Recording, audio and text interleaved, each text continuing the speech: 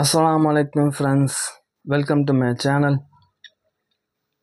நம்ம பாண்டிச்சேரியில் இயங்கிட்டு வர ஜிப்மர் ஹாஸ்பிட்டல்லேருந்து ஒரு அறிவிப்பு வந்திருக்கு. வேலைவாய்ப்பு இருக்கிறதா அறிவிச்சிருக்காங்க. என்னென்ன வேலைவாய்ப்புனா ஃபார்மசிஸ்ட், நர்சிங் இதை மாதிரி ஒரு 10-12 ஜாபுக்கு வேலை இருக்கிறதா அறிவிச்சிருக்காங்க.